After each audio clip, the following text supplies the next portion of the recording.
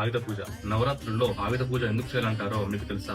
మహిషాసురుడు అనే రాక్షసుడు మగవాళ్ళ చేత మరణం ఉండొద్దని బ్రహ్మదేవుని చేత వరం తీసుకుంటాడు. మహిషాసురుడు యుద్ధం చేసి ముల్లోకాలని తన ఆధీనంలోకి తెచ్చుకుంటాడు. అప్పుడే బ్రహ్మ, విష్ణువు, మహేశ్వరులతో పాటు దేవదేవుళ్ళు తమ తేజస్సుని ఒక్కటిగా చేసి మహాశక్తి రూపాన్ని పుట్టిస్తారు. ఆ శక్తే దుర్గాదేవత. అలా ఉద్భవించిన దుర్గామాతకి శివుడు త్రిశూలాన్ని, విష్ణువు సుదర్శన చక్రాన్ని, ఇంద్రుడు వజ్రాయుధాన్ని ఇస్తాడు. దుర్గామాత 9 రోజులు మహిషాసురునితోని భయంకరమైన యుద్ధం చేస్తుంది. 9వ రోజు తన దగ్గరున్న ఆయుధాలకు మొత్తం పూజ చేసి దుర్గామాత 10వ రోజు మహిషాసురుని కాళ్ళ కింద వేసి తొక్కుతూ త్రిశూలంతో సంహరిస్తుంది. అప్పటి నుండి 9వ రోజుని ఆయుధ పూజగా, 10వ రోజుని విజయదశమిగా మనం జరుపుకుంటున్నాము. దీని అర్థం మనకు సంబంధించిన ఆయుధాలను పూజిస్తే అవి మనల్ని రక్షిస్తాయని. ఒక స్టూడెంట్ కి తన ఆయుధం పెన్ అవ్వచ్చు, ఒక డ్రైవర్ కి తన ఆయుధం క్యాబ్ అవ్వచ్చు, ఒక ఎంప్లాయీకి తన ఆయుధం ఒక ల్యాప్టాప్ అవ్వచ్చు. ఇలా మనల్ని కాపాడే ప్రతిదానికి ఆ 9వ రోజు పూజ చేయడం మనం ఆనవాయితీగా పాటిస్తున్నాం.